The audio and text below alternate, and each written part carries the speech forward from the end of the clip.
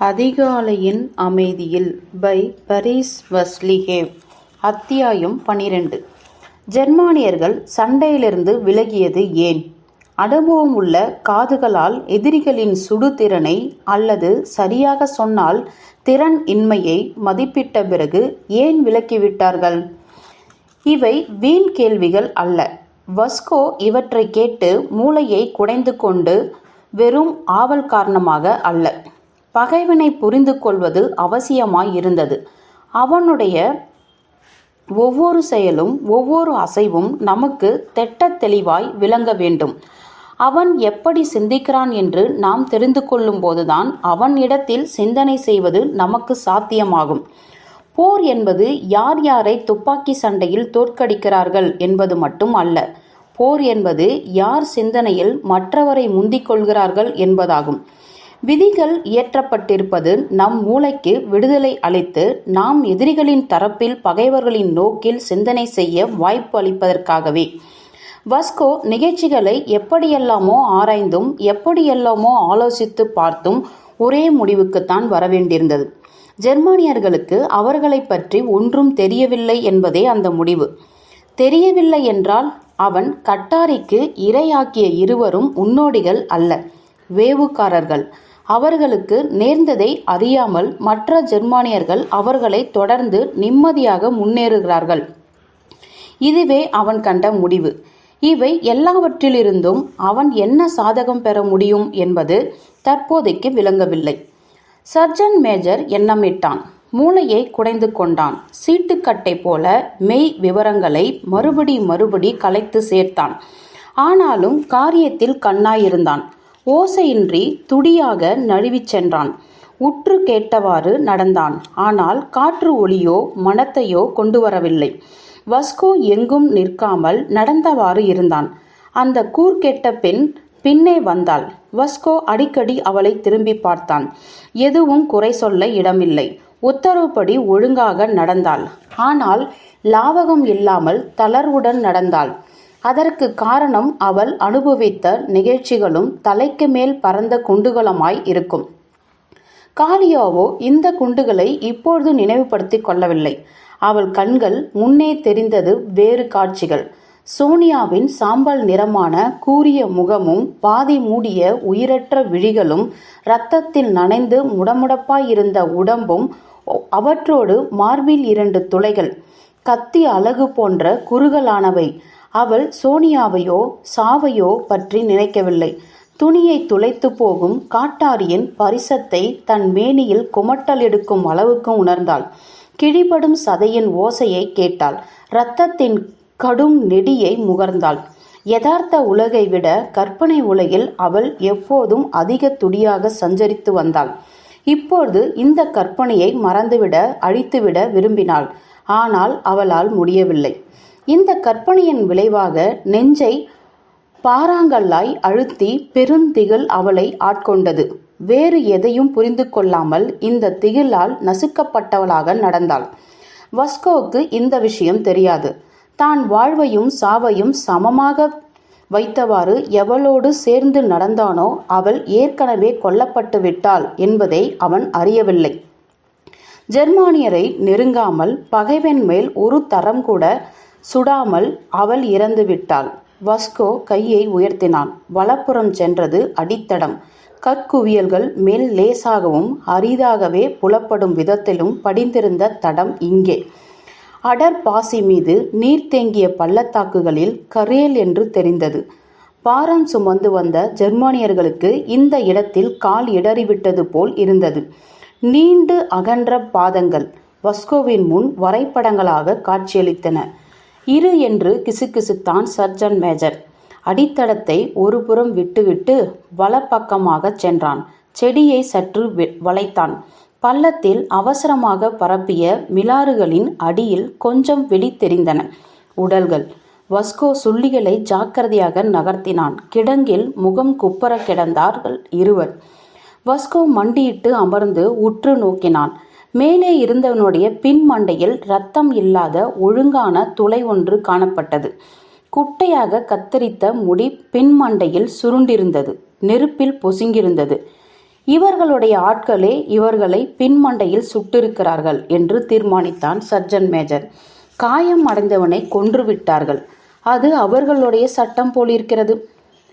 துப்பினான் வஸ்கோ. இறந்தவர்கள் மேல் துப்புவது எல்லாவற்றிலும் பெரிய பாவம். ஆனாலும் துப்பினான்.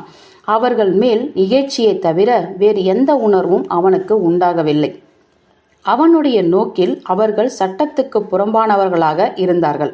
மனிதனை வரையறுக்கும் கோட்டுக்கு வெளியே இருந்தார்கள். மனிதனை விலங்கிலிருந்து பிரிப்பது தான் மனிதன் என்ற புரிவுதானே. இந்த புரிவு இல்லாதவன் விலங்குதான். 2 கால்களும் 2 கைகளும் உள்ள விலங்கு. கொடிய விலங்கு, பயங்கரத்திலும் பயங்கரமானது. அப்படியானால் அதை பொறுத்த மட்டில் மனிதாபிமானமோ இரக்கமோ பரிவோ எதுவுமே இருக்கக்கூடாது. அடிக்க வேண்டும். அதை குகைக்குள் புகுந்து கொள்ளும் வரை அடிக்க வேண்டும். மனிதனாக இருந்தோம் என்பதை நினைவுபடுத்தி கொள்ளும் வரை, புரிந்து கொள்ளும் வரை அங்கேயே அதை நொய்ய புடைக்க வேண்டும். அன்று பகலில் கூட சில மணி நேரத்துக்கு முன்பு கூட வன்மம் அவனை ஆட்கொண்டிருந்தது. தாகத்தை போன்ற இயல்பான குருதிக்கு பதில் குருதி என்ற வன்மம். இப்பொழுது எல்லாம் அகன்றுவிட்டது, படிந்துவிட்டது, நிம்மதியடைந்து விட்டது, முதிர்ந்து கூட விட்டது. வெறுப்பும் முதிர்ந்து விட்டது. உணர்ச்சியற்ற, கணக்கு பார்க்கும் வெறுப்பாக, கோபம் இல்லாத வெறுப்பாக. ஆஹா, இதுதான் சட்டமோ? கவனத்தில் வைத்துக்கொள்வோம். நிம்மதியாக இன்னும் 2 கழித்தான். 12 ஜெர்மானியர் பாக்கியிருக்கிறார்கள். காலியா காத்து கொண்டிருந்த இடத்துக்கு திரும்பினான். அவளுடைய பார்வையை சந்தித்ததும் அவனுக்குள் ஏதோ அருந்துவிட்டது போல் இருந்தது. அவள் திகில் அடைந்திருந்தாள். மோசமாக உள்ளார்ந்த திகில் கொண்டிருந்தாள். இது வாழ்நாள் முழுவதும் மனதில் வேரூன்றி விடக்கூடிய திகில். எனவேதான் சர்ஜன் மேஜர் தன் உற்சாகத்தை எல்லாம் கனப்போதில் திரட்டி கொண்டு அவளை பார்த்து புன்னகை செய்து கண் சிமிட்டினான். 2 பேரை அங்கே தீர்த்துவிட்டோம் காலியா. 2 பேரை. ஆகையால் இன்னும் 12 பேர்தான் பாக்கி. இது நமக்கு பிரமாதமில்லை. இது நமக்கு அற்ப விஷயம். அவள் பதில் ஒன்றும் சொல்லவில்லை. புன்னகைக்க கூட இல்லை. கண்களை பிதுங்கியவாறு விழித்தாள். ஆண்மகனை இந்த மாதிரி சந்தர்ப்பங்களில் வாயார வைது திட்ட வேண்டும் அல்லது கன்னத்தில் அறைய வேண்டும். அவனுக்கு ஆத்திரம் உண்டாகும்படி சொந்த அனுபவத்திலிருந்து வஸ்கோ இதை அறிந்திருந்தான். இந்த பெண்ணை என்ன செய்வது என்பதுதான் அவனுக்கு தெரியவில்லை. இந்த விஷயத்தில் அவனுக்கு அனுபவம் இல்லை. விதிகளிலும் அதை பற்றி ஒன்றும் சொல்லப்படவில்லை. பாவேல் கார்ச்சிகினா பற்றி படித்திருக்கிறாயா எப்போதாவது? காலியா பைத்தியக்காரனை பார்ப்பது போல அவனை பார்த்தாள். ஆனால் தலையை ஆட்டினாள். வஸ்கோ உற்சாகமடைந்தான். படித்திருக்கிறாயாகும். நான் அவனை நேரே பார்த்திருக்கிறேன். இப்பொழுது உன்னை பார்ப்பது போல. படைகளிலும் அரசியலிலும் நன்றாக தேறிய எங்களை மாஸ்கோவுக்கு அழைத்து போனார்கள். அங்கே லெனின் சமாதியை பார்த்தோம். பலவித அரண்மனைகளையும் பொருட்காட்சிகளையும் சாலைகளையும் பார்வையிட்டோம். அவனையும் கண்டோம். அவன் பெரிய பதவியில் இருந்தான் என்றாலும் சாதாரண மனிதன். மனங்கலந்து பழகினான். எங்களை உட்காரச் சொல்லி தேநீர் கொடுத்து உபசரித்தான். படைப்பணி எப்படி இருக்கிறது என்று விசாரித்தான். ஆமா, எதற்காக ஏமாற்றுகிறீர்கள் என்று தனிந்த குரலில் சொன்னாள் காலியா. பாரிசா வாய்வு கார்ச்சிகனை கிடைத்துவிட்டதே தவிர அவன் கார்ச்சிகான் அல்ல. அஸ்தி உரோஸ்கி. அவருக்கு பார்வை போய்விட்டது. அசைவும் முடியவில்லை. எங்கள் பயிற்சி பள்ளியிலிருந்து நாங்கள் அவருக்கு கடிதம் எழுதினோம்.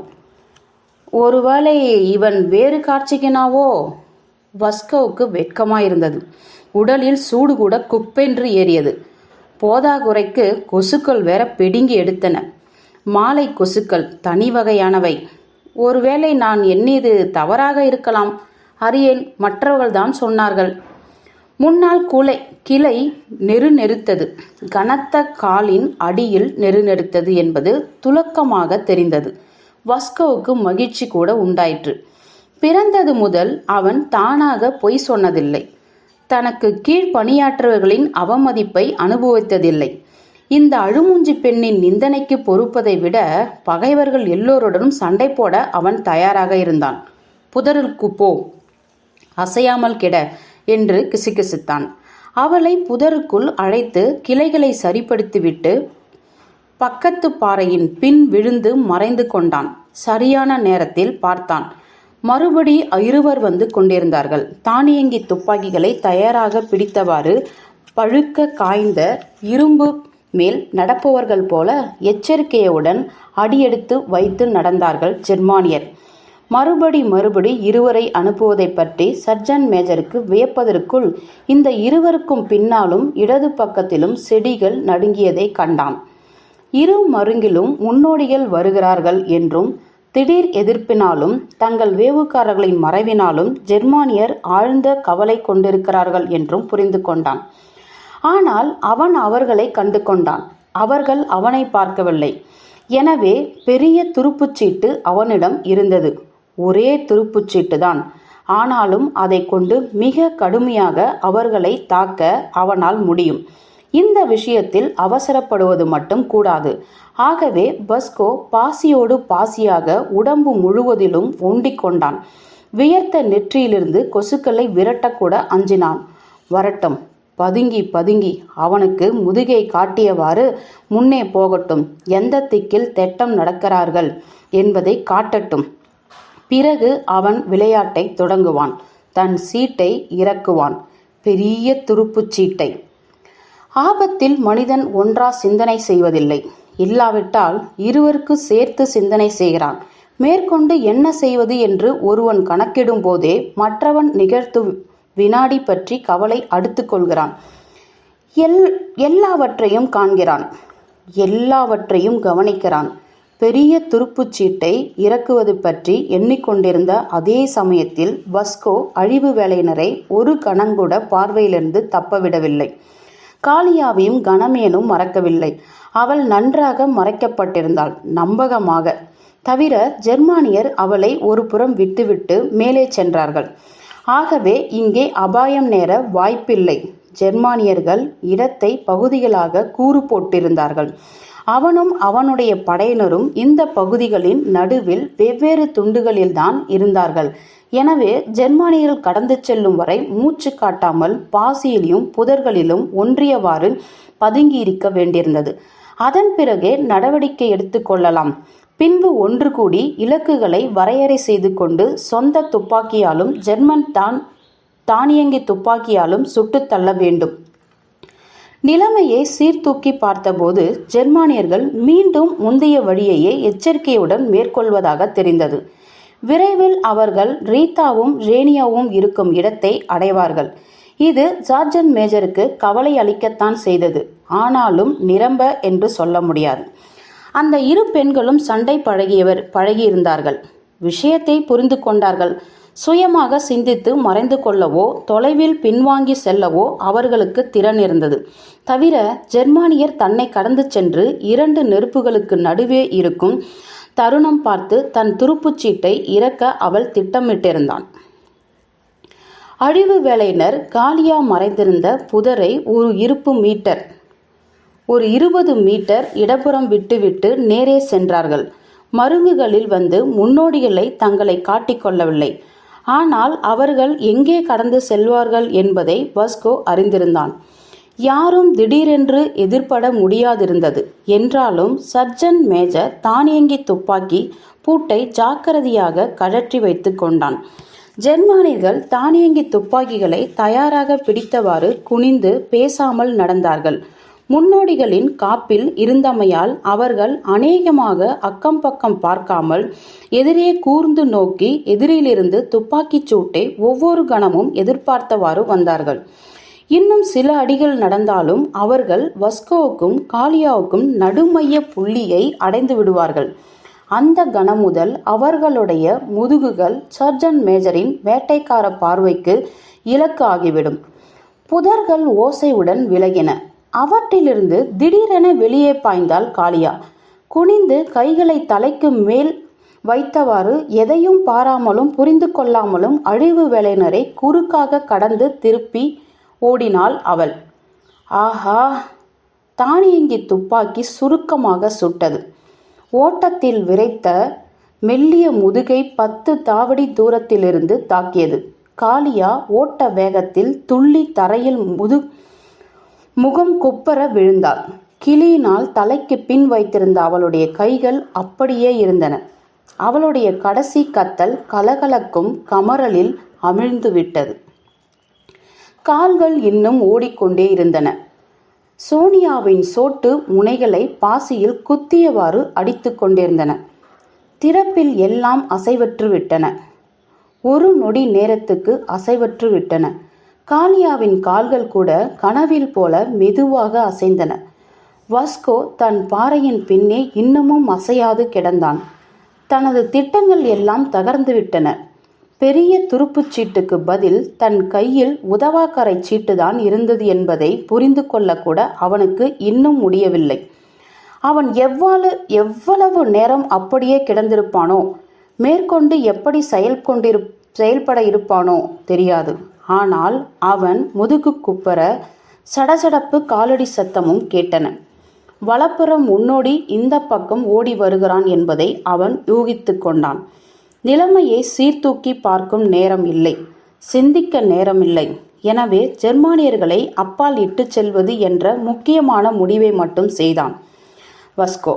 அவர்களை தன் பின்னே இட்டு செல்வது, கவர்ந்து இழுப்பது, தன் கடைசி படையினரிடமிருந்து விலகி போவது என்று முடிவு செய்தான். மறைவிலிருந்து வெளியே தாவி காளியா மீது குனிந்திருந்த 2 உருவங்களை சுட்டுவிட்டு காலடி சத்தம் வந்த திக்கில் ஒரு வரிசை குண்டுகளை பொழிந்தான். பின்பு குனிந்து ஹினியூஸின் குன்றுத்தொடரிலிருந்து தூர விலகி காட்டை நோக்கி பாய்ந்தோடினான். தான் சுட்ட குண்டுகள் யாரையாவது தாக்கினவா என்பதை அவன் பார்க்கவில்லை. அதற்கு நேரமில்லை. இப்பொழுது ஜெர்மானியர்களை ஊடுருவிக் கொண்டு போக வேண்டியிருந்தது. காடு வரை தான் பத்திரமாக போய் சேர்வது, பெண்களை காப்பது அவசியமாயிருந்தன. அவர்களை கடைசி படையினரை அவன் கட்டாயம் காத்தாக வேண்டியிருந்தது. ஆண்மகன், கமாண்டர் என்ற முறையில் இவ்வாறு செய்ய தன் மனச்சான்றுக்கு அவன் கடமைப்பட்டிருந்தான். இதுவரை கொல்லப்பட்டவர்கள் போதும், ஆயுள் முடியும் வரை போதும். அன்று மாலை ஓடியது போல சர்ஜன் மேஜர் வெகு காலமாக ஓடவில்லை. புதர்களின் ஊடாக பாய்ந்தான். பாறைகளுக்கு இடையே புகுந்து ஓடினான். தலைக்கு மேல் இலைகளை தாக்கிய குண்டுகள் படாமல் விலகி விழுந்தான். நாட்புறமும் காணப்பட்ட உருவங்கள் மீது சுருக்கமான குண்டு வரிசைகள் சுட்டான். ஆராவரித்தான். செடிகளை முறித்தான். கால்களை தொப்பென்று அடித்தான். தொண்டை கரகரத்து போகும் வரை கத்தி கூப்பாடு போட்டான். ஏனென்றால் ஜெர்மானியரை தன் பின்னே கவர்ந்து இழுக்காமல் விலகிச் செல்ல அவனுக்கு உரிமை இல்லை. அவர்களை கவர்ந்து இழுக்க வேண்டியிருந்தது. நெருப்புடன் விளையாட வேண்டியிருந்தது. ஒரு விஷயத்தில் அவன் அநேகமாக நிம்மதியாய் இருந்தான். ஜெர்மானியர்களால் அவனை சுற்றி வளைக்க முடியவில்லை. அவர்கள் இடத்தை அறிந்திருக்கவில்லை. சுற்றி வளைப்பதற்கு வேண்டிய ஆட்களும் அவர்களிடம் இல்லை. முக்கியமாக அந்த எதிர்பாராத சண்டையை, எதிர்ப்போரை அவர்கள் நன்றாக நினைவு வைத்திருந்தார்கள். அதனால் எச்சரிக்கையுடன் ஓடினார்கள். ஆகையால் தான் அவன் இப்போதைக்கு அவர்களிடமிருந்து சுழுவாக தப்பிச் சென்றான். அவர்கள் வேண்டுமென்றே பரிகாசம் செய்தான். அவர்கள் துரத்துவதை நிறுத்திவிடக்கூடாது. கண்டிப்பாக மதிப்பிட்டால் இங்கே அவன் ஒருவன், தனியாள் என்பதை அவர்கள் கண்டு கொள்ளக்கூடாது என்பதற்காக அவர்களை சுதாரித்து கொள்ள விடாமல் ஆத்திரமூட்டினான். அதோடு மூடுபனியும் உதவியது. அந்த வசந்தம் மூடுபனி மிகுந்ததாக இருந்தது. சூரியன் தொடுவானுக்கு அப்பால் சென்றதுமே தாழ்நிலப் பகுதிகள் புகை போன்ற மூட்டத்தில் ஆழ்ந்தன. மூடுபனி மேலும் மேலும் அடர்ந்தது. புதர்கள் மீது கவர்ந்தது. கெட்டிப்பால் போன்ற அந்த வெண் மூட்டத்தில் தனியால் மட்டும் அல்ல, முழு ரெஜிமெண்ட் தாராளமாக மறைந்து கொள்ள முடிந்திருக்கும். வாஸ்கோ எந்த கணத்திலும் இந்த மேகத்தில் மூழ்கி மறைந்திருக்கலாம். அப்புறம் அவனை எங்கே தேடுவது? ஆனால் இந்த மூடுபனி படலங்கள் ஏரிகளின் திக்கில் படர்ந்தன. வாஸ்கோவோ ஜெர்மானியரை காட்டுக்கு இட்டுச் செல்ல முயன்றான். ஆகவே வேறு வழியே இல்லாமல் போன சமயங்களில் மட்டுமே அவன் மூடுபனிக்குள் புகுந்து மறைந்து கொண்டான். பின்பு மறுபடி வெளியே வந்து ஜெர்மானியருக்கு தான் உயிரோடு இருப்பதை காட்டினான். மொத்தத்தில் அதிர்ஷ்டம் அவன் பக்கத்தில் இருந்தது. இன்னும் குறைவான துப்பாக்கிச் சூடுகளில் கூட குண்டுகள் ஆளை சல்லடை கண்களாக துளைத்து விடுவது உண்டு. இங்கோ குண்டுகளை அவனை கடந்து பாய்ந்தன. சாவுடன் போதுமான அளவு கண்ணம் பொத்தி விளையாடினான். ஆனால் காட்டுக்கு தனியே ஓடவில்லை. இந்த ஜெர்மான் கும்பல் முழுவதும் அவனை துரத்தி கொண்டு வந்தது. அந்த சந்தர்ப்பத்தில் அவனுடைய தானியங்கி துப்பாக்கி கடைசி வெடி தீர்த்துவிட்டு ஓசை அடங்கி போயிற்று. தோட்டாக்கள் தீர்ந்துவிட்டன. மறுபடி கெட்டியாக தோட்டாக்கள் இல்லை. வெற்று துப்பாக்கி சார்ஜன்ட் மேஜரின் கைகளுக்கு வீண் சுமையாக இருந்தது. எனவே அவன் அதை சருகு குவியலில் எரிந்துவிட்டு ஆயுதம் இல்லாமல் விற்றேற்றியாக பின்வாங்கலானான். இங்கே மூடுபனி இல்லை. குண்டுகள் மரங்களை பட் பட் என்று தாக்கின. இப்பொழுது ஜெர்மானியிடமிருந்து விலகி ஓட முடிந்தது. தன்னை பற்றி நினைக்க தக்க தருணம் வந்துவிட்டது. ஆனால் ஆத்திரமடைந்த ஜெர்மானியர் கடைசியில் அவனை அரை வளைவமாக சூழ்ந்து கொண்டு இளைப்பாற இடம் நேரம் இல்லாதவாறு துரத்தினார்கள். அவனை சதுப்பு நிலத்துக்கு விரட்டி உயிரோடு வளைத்து பிடிக்க அவர்கள் திட்டமிட்டிருந்தது தெரிந்தது. அவர்களுடைய நிலைமையில் வஸ்கோ அவர்களுடைய கமாண்டரின் இடத்தில் இருந்ததால் பகைவர்களை பற்றி அளவு தெரிவிக்க கூடிய ஒருவனை உயிரோடு பிடிப்பவர்களுக்கு பதக்கங்கள் வழங்க தயங்கியிருக்க மாட்டான். ஒரு குத்து அள்ளி தந்திருப்பான். அவன் இவ்வாறு நினைத்து ஜெர்மானியர் தன்னை குறிவைத்து சுடமாட்டார்கள் என்று மகிழ்ந்து கொண்டிருக்கையில் அவன் கையில் ஒரு குண்டு தாக்கியது. முழங்கைக்கு கீழே சதையில் பாய்ந்தது குண்டு. ஓட்ட அவசரத்தில் வஸ்கோ புரிந்து கொள்ளவில்லை. தெரியாமல் உலர்ந்த கொம்பு குத்தி கொண்டது விட்டாக நினைத்தான். அப்பொழுது புறங்கையில் சூடான இரத்தம் வழிந்தது. குருதிப்பெருக்கு மிகுதியாய் இல்லை, ஆனால் அடர்த்தியாய் இருந்தது. குண்டு இரத்த நாளத்தை துளைத்து விட்டது. வஸ்கோவின் உடல் சில்லிட்டு போயிற்று. துளையிட்ட இரத்த நாளத்துடன் எவ்வளவு நேரம் சண்டை போட முடியும்? ஏற்பாடு செய்வது அவசியம். காயத்துக்கு கட்டு போட்டு சற்று ஓய்வு கொள்ள வேண்டும். இப்பொழுது ஜெர்மானியரின் வளையத்தை ஊடுருவது, அவர்களிடமிருந்து கத்தரித்து கொள்வது சாத்தியமில்லை. சதுப்பு நிலத்தின் பக்கமாக பின்வாங்கும் ஒரு வழிதான் எஞ்சியிருந்தது. கால்களை பற்றி கவலைப்படாமல் ஓட வேண்டும். வஸ்கோ இந்த இடத்தில் தன் சக்தி முழுவதையும் துளி மிச்சம் வைக்காமல் ஈடுபடுத்தினான். அடையாள தேவதாரு மரத்தை அவன் அடைந்தபோது இருதயம் தொண்டைக்குழியில் அடித்து கொண்டது. கொம்பை எடுத்துக்கொண்டான். 5 கொம்புகள் எஞ்சியிருந்ததை கவனித்தான். ஆனால் சிந்திக்க நேரமில்லை. காடு ஜெர்மன் காலடிகளால் சடசடத்தது. ஜெர்மன் குரல்களால் ஒலித்தது. ஜெர்மன் குண்டுகளால் சீழ்கை அடித்தது. சதுப்பு நிலத்தின் வழியாக திட்டுக்கு எப்படி போய் சேர்ந்தோம் என்பது வஸ்கோவுக்கு நினைவே இல்லை. கரடு தட்டிய தேவதாரு மரங்களின் அடியில்தான் அவன் சுய நினைவுக்கு வந்தான். குளிர் காரணமாக சுய நினைவுக்கு வந்தான். அவன் உடம்பு நடுங்கியது. பற்கள் கூட கடகடவென்று அடித்து கொண்டன. கை குத்தி குத்தி வலித்தது. ஈரம் தாக்கியதாலோ என்னவோ. எவ்வளவு நேரம் அங்கே கிடந்தானோ வஸ்கோவால் நினைவுபடுத்தி கொள்ள முடியவில்லை. நிறைய நேரம் கிடந்திருக்க வேண்டும். ஏனென்றால் சுற்றிலும் மரண நிசப்தம் சூழ்ந்திருந்தது. ஜெர்மானியர்கள் போய்விட்டார்கள். பொழுது விடியும் தருவாயில் மூடுபனி அடர்த்தியாகி தரையில் படிந்திருந்தது. அந்த ஈரிப்பு வஸ்கோவின் ஒவ்வொரு எலும்புக்குள்ளும் துளைத்து புகுந்தது. ஆனால் காயத்திலிருந்து இரத்தம் வரவில்லை. கையில் தோல் வரை சதுப்பு நில சேறு அப்பியிருந்தது. துளையை பூசி அடைந்து விட்டது. வஸ்கோ அதை வழித்து அகற்ற முடியவில்லை. நல்ல வேளையாக சட்டைப்பையில் பட்டி துணி இருந்தது. அதனால் காயத்துக்கு கட்டு போட்டுவிட்டு சற்றும் அங்கும் இங்கும் பார்த்தான். காட்டிற்கு அப்பால் வெளிச்சமாயிருந்தது. சதுப்பு நிலத்துக்கு மேல் உயரத்தில் வானம் வெட்டி வெட்டி ஒளிர்ந்தது. மூடுபனி தரை மீது படிந்தது. ஆனால் இங்கே சதுப்பு நிலத்தின் நடுவில் பனிக்கட்டியில் வைத்த பாலில் முழுகுவது போல குளிர்ந்து விரைத்தது. வஸ்கோ குளிரில் நடுங்கியவாறு இன்ப மது குப்பியை நினைத்து ஏங்கினான். குளிரை போக்கிக் கொள்ள ஒரு வழிதான் இருந்தது, குதிப்பது. வியர்த்து வடியும் வரை துள்ளி துள்ளி குதித்தான். அதற்குள் மூடுபனி விலகலாயிற்று. நாற்புறமும் பார்வையை செலுத்த முடிந்தது. ஜெர்மானியின் தரப்பில் ஆபத்தானது எதுவும் காணப்படவில்லை. வஸ்கோவும் எவ்வளவோ கூர்ந்து கவனித்த போதும் அப்படி ஒன்றும் தெரியவில்லை. அவன் திரும்பி வருவான் என்று எதிர்பார்த்து ஜெர்மானியர்கள் பதுங்கியிருக்க கூடும்தான். ஆனால் அவர்கள் அப்படி செய்வார்கள் என்று எதிர்பார்க்க தகுந்த காரணங்கள் இல்லை. அவர்களுக்கு தெரிந்தவரையில் சதுப்பு நிலம் கடக்க முடியாததாக இருந்தது. எனவே சர்ஜன்ட் மேஜர் வஸ்கோ எப்பொழுதோ மூழ்கி மடிந்து விட்டதாகவோ அவர்கள் எண்ணியிருப்பார்கள். நமது பக்கத்தில் கிளை நிலையத்துக்கு நேரே மரியா நிக்ராபானுவுடன் இட்டு செல்லும் திசையில் வஸ்கோ அவ்வளவாக பார்வை செலுத்தவில்லை. அந்த திக்கில் அபாயம் ஒன்றும் இல்லை. மாறாக அந்த பக்கம் இருந்தது வாழ்க்கை. ஒரு அரை குவளை மது, சுவையான ஊட்டமுள்ள உணவு, வீட்டுக்காரியின் காதல் அணைப்பு எல்லாம் அங்கே இருந்தன. ஆசைக்கு இடம் கொடுக்காதிருக்கும் பொருட்டு வஸ்கோ அந்த பக்கம் பார்க்காமலேயே திரும்பினான். ஆனால் அங்கிருந்து உதவி வருகிற வழியை காணோம். எனவே அவன் பார்வை வேறு வகையின்றி இந்த பக்கம் சென்றது. அங்கே ஏதோ கருப்பாக தெரிந்தது. அது என்ன என்று சர்ஜன்ட் மேஜருக்கு விளங்கவில்லை. அந்த புள்ளியை அருகே போய் பார்ப்போம் என்று ஒரு கணம் நினைத்தான். ஆனால் துள்ளி குதித்து உடற்பயிற்சி செய்ததால் மூச்சு இரைத்தது. எனவே கொஞ்சம் நேரம் இளைப்பாற முடிவு செய்தான். இளைப்பாறை முடிவதற்குள் போதிய வெளிச்சம் பரவிற்று. சதுப்பு நில புதைசேற்றில் கருப்பாக தெரிந்தது என்ன என்பதை வஸ்கோவுக்கு விளங்கிவிட்டது. விளங்கியதுமே அடையாளம் தேவதாரு மரத்தின் அருகே இப்பொழுது 5 கொம்புகள் மீதம் இருப்பது அவன் நினைவுக்கு வந்தது. 5 என்றால் படையினால் லீசா இந்த பாழாய் போகிற உலைச்சேற்றில் ஊன்றுகோல் இல்லாமலே இறங்கியிருக்கிறாள் என்று அர்த்தமாயிற்று. அவளிடம் இருந்து எஞ்சியது இராணுவ ஸ்கர்ட்டு மட்டுமே. வேறு எதுவும் உதவி வரும் என்ற நம்பிக்கையில் கூட எஞ்சவில்லை. அதிகாலை